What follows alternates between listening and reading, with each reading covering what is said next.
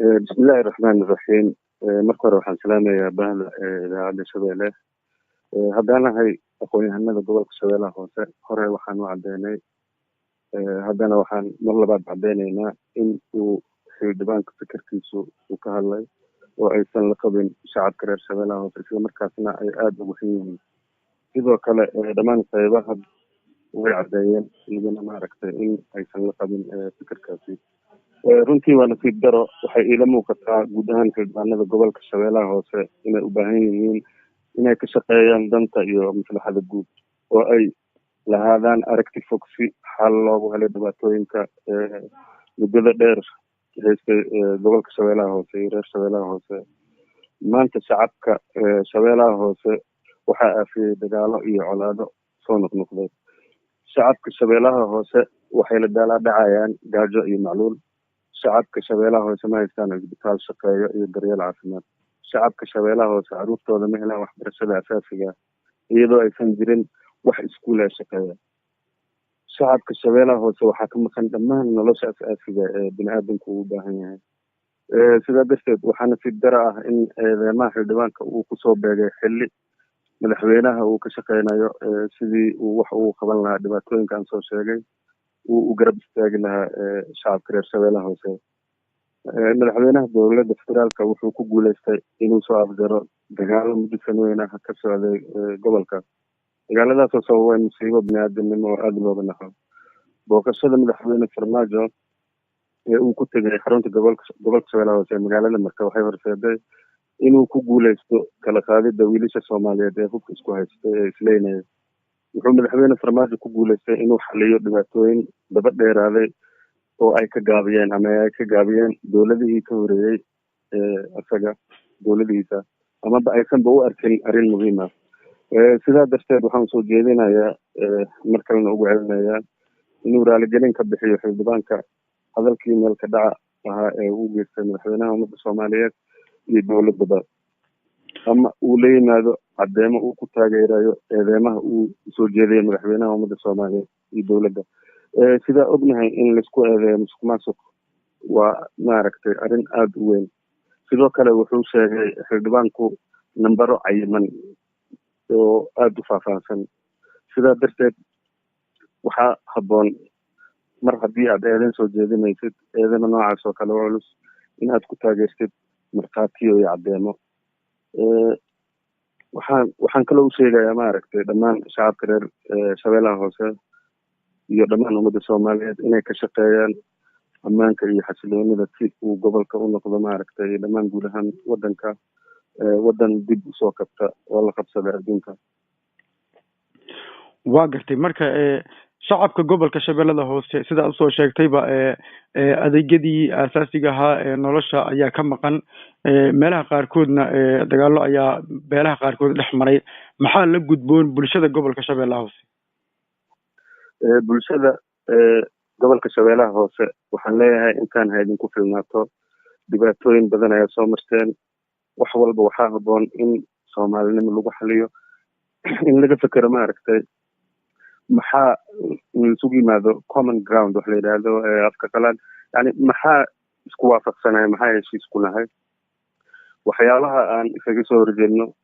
aan isku khilaafsanahay waxaa ka badan waxyaabaha aan heshiis ku nahay. marka sidaa darteed waxaan soo jeedinayaa in la fiiriyo maslaxada guud ee dalka. wadankeena wuxuu ku jiraa maaragtay dhibaatooyin aada u fara badan. jiritaankeena ayaa halis ku jira. waxaana loo kala jarjaray qaybqayb iyadoo Soomaalidu aad ay ugu fikireen maaragtay wax la yidhaahdo federalism taasoo loogu talagalay nidaamkaasoo loogu talagalay dad kala maaragtay isir ah kala maaragtay qoomiyad ah. Soomaali baa nahay annaga. Soomaaliya oo dhan maaragtay waa hal qoomiyad. sidaa darteed wadankeena waxaa loogu talagalay in laga dhigo maaragtay wax afka qalaad lagu yiraahdo small puppet states. juqraafi ahaan Soomaaliya inay ka tirsanaadaan laakiin ay u adeegaan dano shisheeye. qof walba Soomaali ah waxaa maaragtay muhiim ah inuu ka fekero jiilalka soo socda ubadkeena iyo ubadka aan awoowaha u nahay ama ubadka ay maaragtay dhalan doono mustaqbalka in ay maaragtay helaan waddan ay noolaadaan xornimo si aan oga hortagno maaragtay weerarkan nagu socda maaragtay ha ahaadaano wadamada deriska ama wadamo kaleba inaan iskaashano gacmaha iska qabsano marka sidaa darteed waa muhiim in maaragtay wax walba laga hormariyo soomaalinimada in wax walba laga hormariyo danta dalka in wax walba laga hormariyo in waddanku uu gaaro horumar in aan noqono waddan isku filan waxaa sidoo kale maaragtay dhacday in sarkaal sare oo ka tirsan ciidamada nabad ilaalinta ee amisom u jooga soomaaliya inuu ku tilmaamay siduu qoray wargeyska maaragtay wargeysyada kamid ah ee ka hadla arrimaha diblomaasiyadda inuu ku tilmaamay soomaalida ama ciidamada soomaalida inay yihiin doofaar oo sida doofaarkii oo kale oo si walba oo loo dhaqa aan nadiif noqonaynin maanta waxaa taaganahay heerkaas ma ahan in aan anaga maaragtay iska hor imaano ma ahan inaan anaga noqono maaragtay dad kasoo horjeesta horumarka waxaa la joogaa xilligii maaragtay ummada soomaaliyeed gacmaha isqabsan lahaayeen aan hal meel oogu soo wada jeesan lahayn maaragtay weerarkaa nagu socda cadowga nagu hareersan waa gartay hadda ugu dambeyntii haddaan ku weydiiyo doorasho ayaa la filayaa in dhowaan ay galaan xildhibaanada baarlamaanka koonfur galbeed soomaaliya kulamo gaargaara ayaa ka socda magaalada baydhabo maxaa la gudboon xildhibaanada oo aad kula dardaarmi lahayd waxaan leeyahay maaragta waxaan soo jeedinayaa reer koonfur galbeed shacabka reer koonfur galbeed gaar ahaan xildhibaanada inay maslaxadda guud ka shaqeeyaan inay ka shaqeeyaan inay yeeshaan aragti dheer kana fikiraan maslaxadda guud ee koonfur galbeed iyo tan waddanka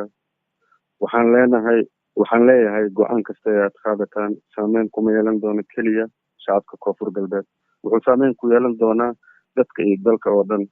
iyo jiilalka soo socda wuxuu saameyn ku yeelan doonaa sidoo kale jiritaankeena sharafteena iyo heebadeena gobolada koonfur galbeed waa gobolada ugu dhaqaalaha badan islamarkaana aada ugu nugul maaragtay macluusha ayna ka dhacdo macluusha ugu badan iyo musiibooyinka biniaadanimada dalka haddii aanan bedelin fikradeenii hore ama sidaa ufakari jirnay ama jihooyinkii hore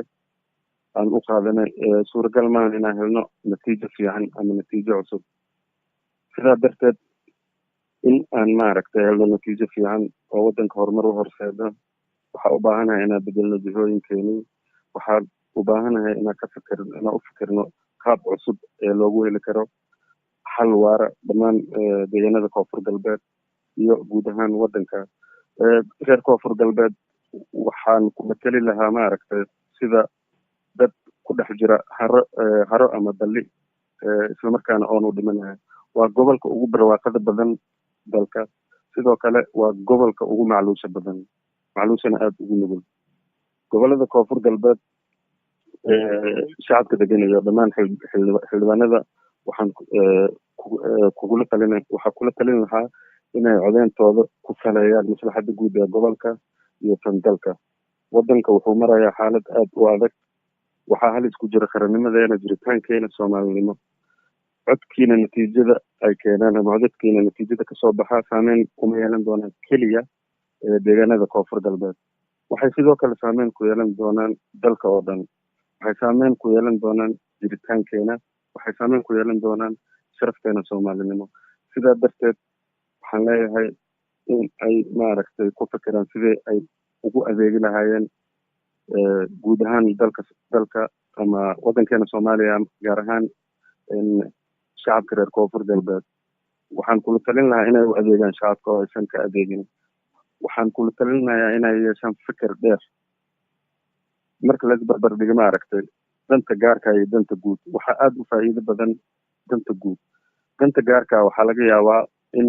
muddo kooban maaragtay faa'iido kugu jirto laakiin danta guud waxay faa'iido u yeelanaysaa adiga xildhibaan ahaan waxay faa'iido u yeelan doontaa